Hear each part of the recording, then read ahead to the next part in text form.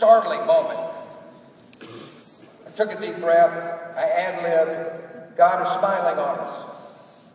Because the rainbow ended exactly behind the balcony where the tyrant had given his last speech. And finally, I sat behind a desk. Got me comforting, somewhat comforting. It was called the Resolute. Not every president has used a desk. I chose it. Here's the history. The cool thing to do in the 1860s was, or the daring thing, dashing, cool thing, probably not the right answer. Dashing thing to do was to find the Northwest Passage. And the Brits, of course, being the naval power of the world, were the leaders in exploring for the Northwest Passage. They wanted to be able to go through the Arctic flows, to be able to get on one side of the Earth to the other. The great explorer John Franklin gets lost. That would be like in the a century later, Neil Armstrong heading up to the moon, gets on and takes a step and says, oh, we're wrong on gravity, and off he goes, you know. So, go find Armstrong. Well, that's what they're yelling. Go find Franklin. And they couldn't find the guy. And there's like huge public pressure to find Franklin. And they finally built a ship. The British Admiral built a ship called the Resolute.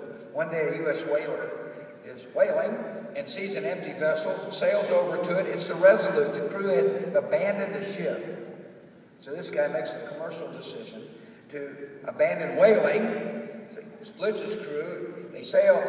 Half the crew sails the ship back to New London, Connecticut, the Resolute that is. They outfit it, send it back to England, and out of gratitude, Queen Victoria, when the boat is decommissioned, makes desks, one of which I chose to use. Now, I will tell you this.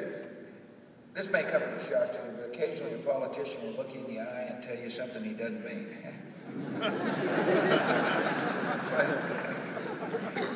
Yeah, when I was president, I couldn't afford to have friends who looked me in the eye and not tell me the truth.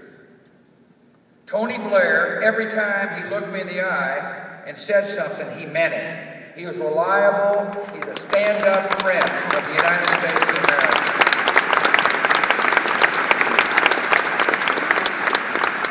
My advice is when you look somebody in the eye and say something, mean it. Certainly how I try to live my life. And so the desk reminded me of the relationship between our longtime friend, Great Britain. The desk also was used by former presidents.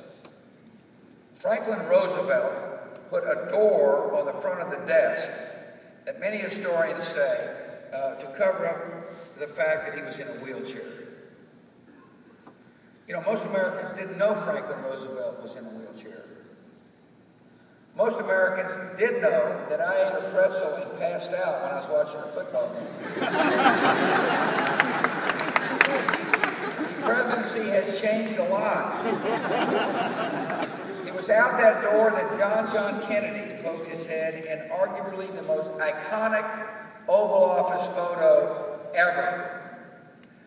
You're sitting at the desk making decisions based upon principles that you will not sell out, no matter what the pundits or the yellers are saying. You're optimistic that the decisions you make will lead to a better tomorrow. But you realize something else. This is what I told my pals from Midland, Texas. You realize you're not it. But you're a part of something much bigger than the person. That presidents come and go. But because the institution of the presidency is more important than the individual, there's great ballast to the ship of state. There's a lot of institutional protections in our country, but I think one of the most important ones is the fact that the office is more important than the person. And so I concluded with my buddies. I'd say, here, I make a lot of decisions, some of which I saw coming, some of which I didn't. Yeah.